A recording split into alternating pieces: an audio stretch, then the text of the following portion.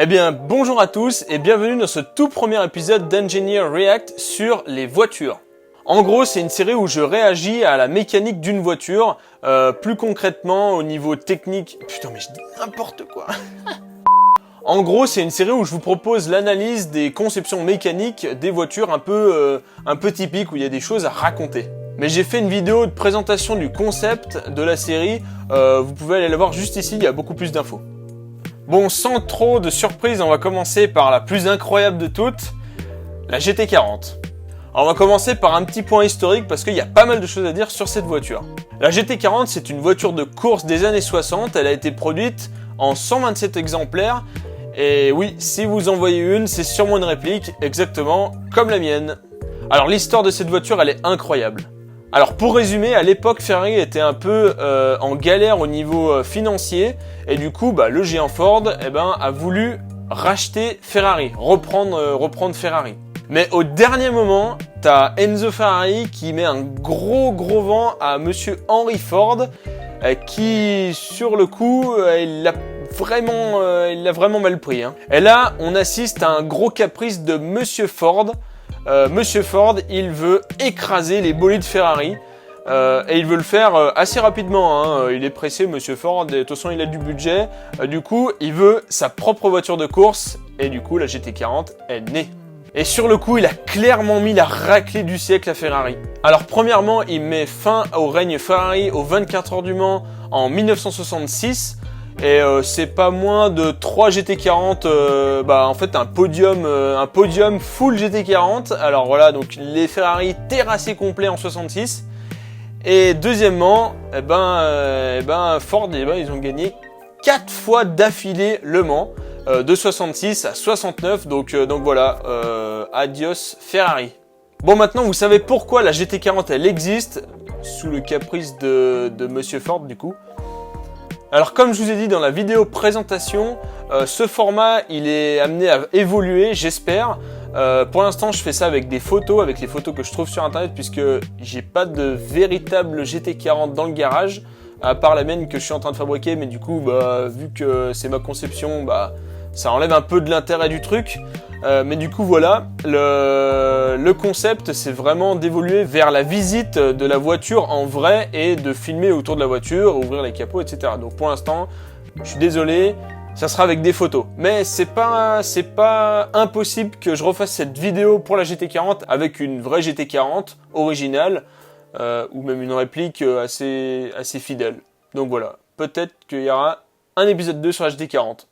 Donc pour cette première photo, non, il n'y a pas trop de technicité là-dedans. Hein. On est sur une GT40 sur un circuit, son domaine de prédilection.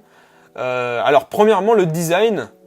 Désolé Laurent Schmitt, je vais un peu griller sur ton truc là, mais j'ai pas grand-chose à dire là-dessus. Hein, mais la GT40, c'est une voiture qui est extrêmement plate. Hein. Elle tient ça de son, enfin c'est son nom qui tient de ça. Hein. Elle fait 40 pouces de haut. Ça fait un peu plus d'1 mètre de haut. C'est vraiment pas beaucoup.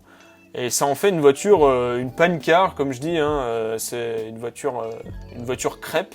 Clairement, c'est vraiment le nom. Et même la mienne, qui est une réplique, c'est vraiment très bas. Voilà, ça fait comme dans cette photo là que je vous affiche. On peut empiler 2 GT40 pour faire la hauteur d'un berlingot. Alors franchement, au niveau des lignes, on est toujours d'actualité. Au moins en 2005, Ford a quand même repris toutes les lignes pour faire la Ford GT 2005. Donc ça prouve que le design il est toujours là. Et c'est un peu comme la F40, hein, c'est indémodable. Hein. Alors, à l'avant, on remarque vraiment une bouche d'aération. Alors, c'est clairement l'aération du radiateur, puisque le radiateur, il est devant. Et on a l'échappée de l'air chaud par le capot, donc avec la courbure là. Donc, l'air, il est carrément éjecté. Ensuite, juste à côté, on a 2 petites ouvertures.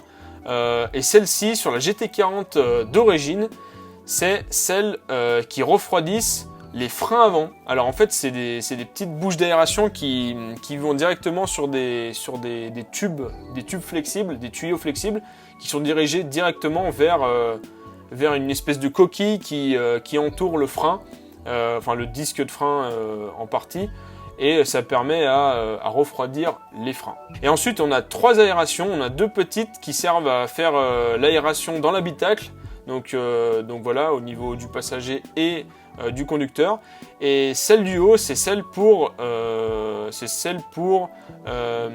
la ventilation au niveau du pare-brise pour éviter la buée dans le pare-brise.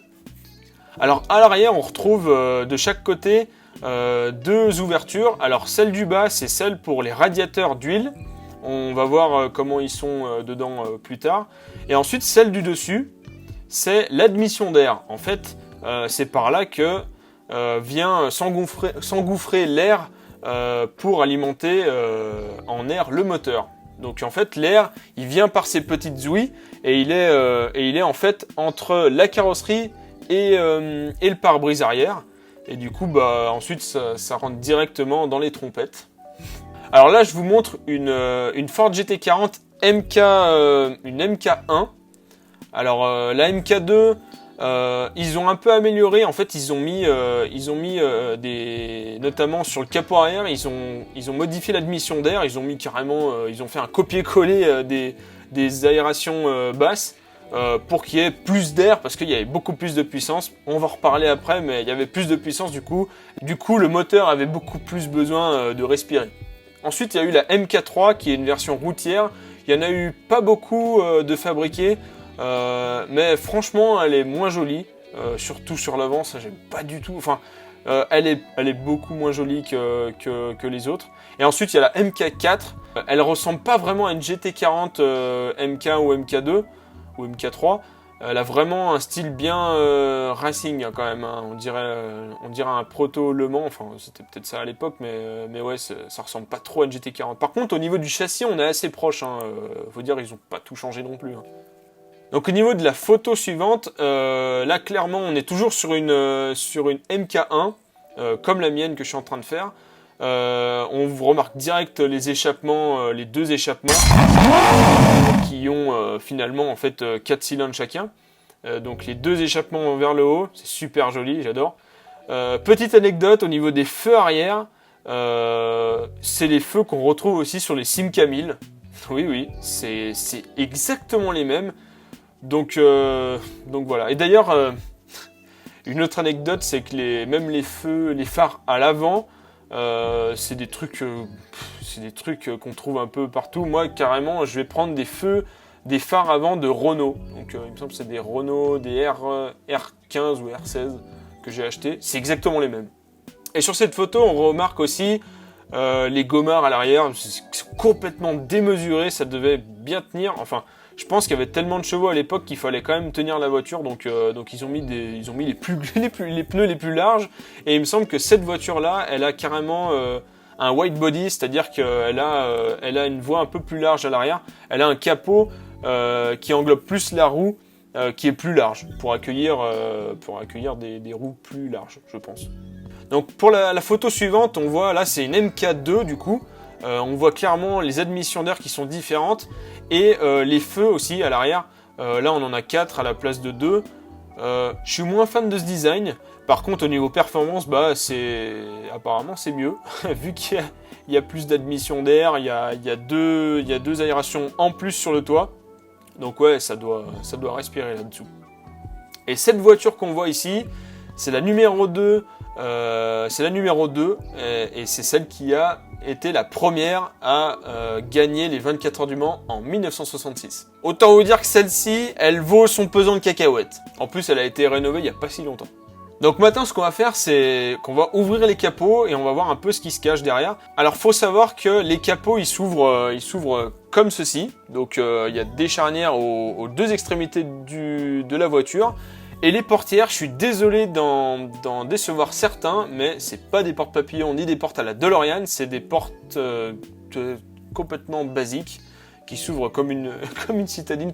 Par contre, le décroché sur le toit, il sert vraiment à accéder à l'intérieur de la voiture, hein, parce que sinon c'est pas possible, hein, clairement. Moi, j'y arriverai pas. Déjà, là, c'est la galère. Alors, je vous dis, c'est hyper important. Les mecs, en fait, quand ils faisaient les courses aux 24 heures du Mans, ils se jetaient dans la voiture, donc il fallait vraiment qu'il y ait de la place. Bon, on arrive du coup directement dans l'habitacle. Et là, première chose qu'on voit, bon, de 1, l'intérieur, il est complètement ghetto. Il n'y a rien d'une voiture de luxe ou d'une Bugatti ou tout ce que tu veux, d'une hypercar de maintenant. C'est complètement ghetto. C'est brut de fonderie.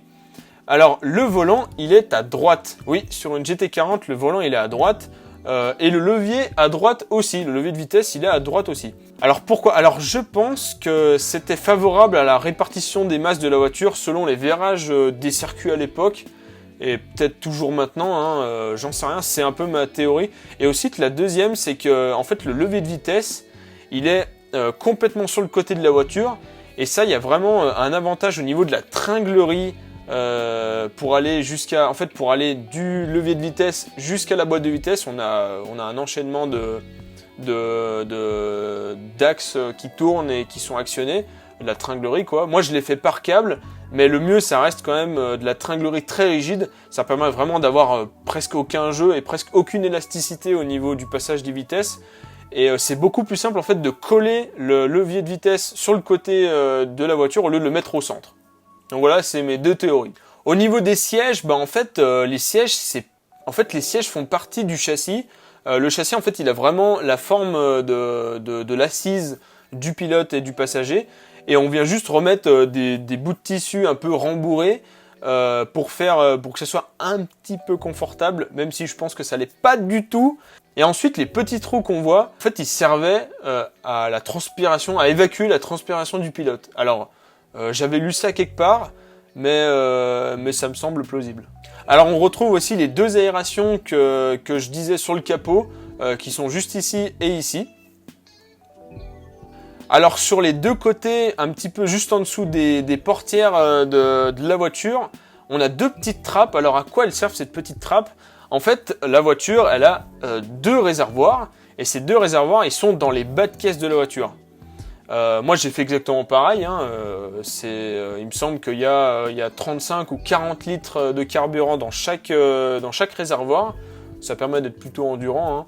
Hein. Quoique, avec les moteurs... V8, ouais, je suis pas sûr. Et en fait, ces petites trappes, eh ben, si on les ouvre, on a le capteur de niveau d'essence, tout simplement le petit flotteur. Alors, faut savoir que l'intérieur de la GT40, surtout au niveau des deux sièges, il est désaxé. Logiquement, enfin, de ce que je me souviens, le conducteur a beaucoup plus de place que le passager. En gros, le siège passager, il est carrément plus étroit que le siège conducteur.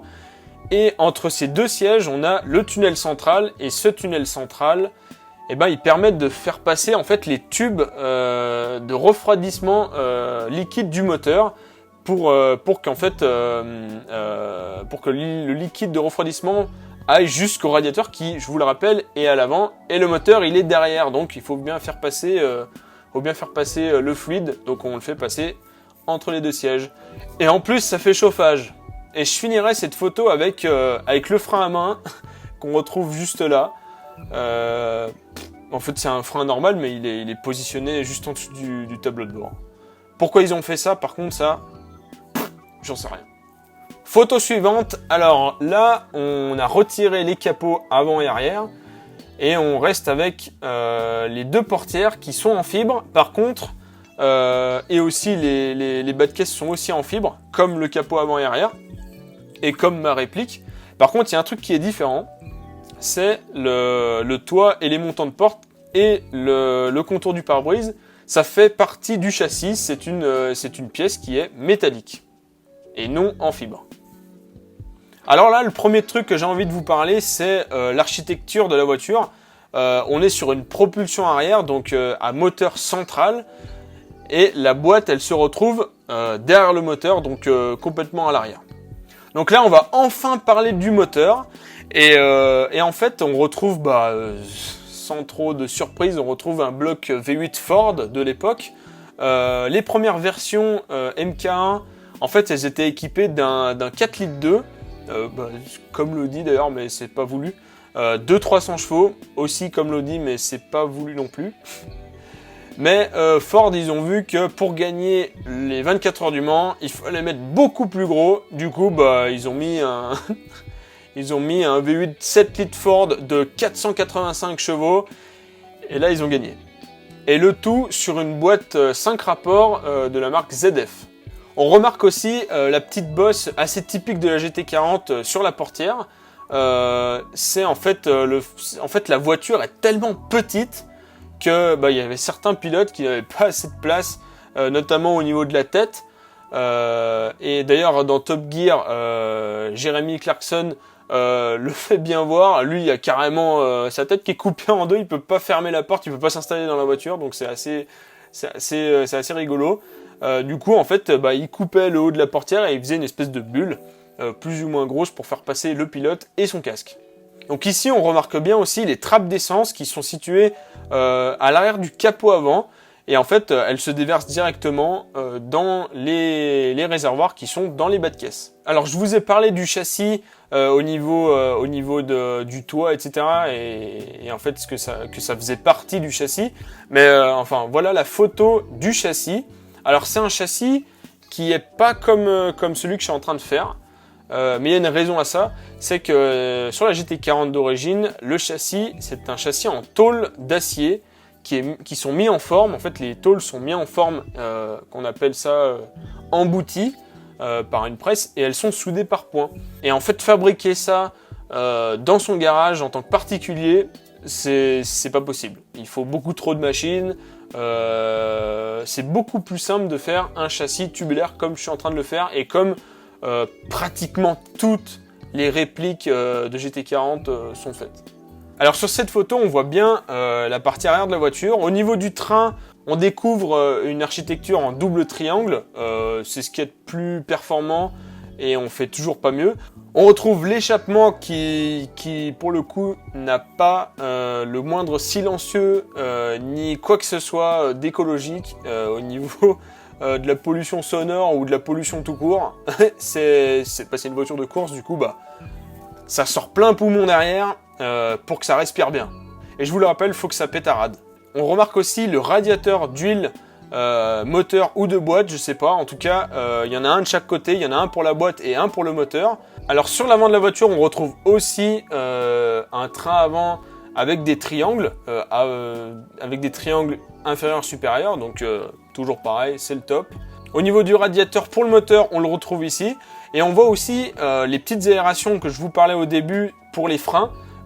En fait, le capot, il vient connecter les tubes aux autres tubes du châssis, et ce qui permet ensuite de passer par le tube flexible jusqu'au frein. Donc ça, c'est l'aération pour refroidir les freins. Alors à l'avant, juste derrière la bonbonne rouge, on voit qu'il y a un petit arrondi, et à l'époque, ils avaient fait ça pour mettre une roue de secours. Et finalement, ça a changé. Ils ont mis ensuite un réservoir d'huile, il me semble. Et là, sur cette photo, ils ont mis une bonbonne. Alors, je sais pas trop ce que c'est comme bonbonne, mais en tout cas, ça sert plus du tout à la roue de secours. D'ailleurs, il y a pas beaucoup de photos de GT40 où on voit la roue de secours là-dedans. Donc ça a dû être abandonné, j'en sais rien. Au niveau des réglementations, je sais pas. Et de la même manière que l'aération pour les freins, les deux petits trous qu'on voit ici, là, en fait, ils viennent se dire oui au niveau du châssis pour l'aération pour la ventilation et l'aération de l'habitacle. Donc en fait, quand le capot, c'est exactement comme les freins, hein, la ventilation des freins. Quand le capot s'abaisse, les deux trous, ils se mettent et ça se fait connexion et l'air il peut passer. Et il peut passer du capot au châssis vers l'habitacle et vers le pilote en sueur. Donc voilà pour ce premier épisode de réaction et d'analyse sur la GT40 pour ce premier épisode. Je pense que j'ai oublié des choses parce que en vrai, à force de regarder cette voiture et à force d'analyser, d'avoir fabriqué la mienne, etc., je trouve toujours plein de trucs à raconter dessus. Là sur le coup, il me semble qu'il n'y a rien qui me vient en tête pour l'instant. En tout cas, si vous avez des idées pour le prochain épisode, pour le choix de la voiture, n'hésitez pas à le dire en commentaire. On verra ce qui m'intéresse et ce qui est intéressant aussi. Vous pouvez aussi dire un petit peu ce qui fait que cette voiture-là est intéressante, hein, comme ça, bah, ça sera toujours un plus et je serai toujours plus intéressé par la voiture que vous allez mettre. En tout cas, si vous avez aimé ce premier épisode, faites-le moi savoir en mettant un pouce en l'air. Vous pouvez partager aussi la vidéo si vous le voulez. Vous pouvez aussi commenter si vous avez des questions, hein, pas forcément que pour me donner d'autres choix de voitures, mais ouais, pour me poser des questions au niveau de la GT40, au niveau de ma GT40, au niveau de la chaîne, j'en sais rien, tout ce que vous voulez. Si vous voulez me dire bonjour, faites. En tout cas, si vous n'êtes pas encore abonné, n'hésitez pas à le faire. Moi, je vous dis à la prochaine. Salut!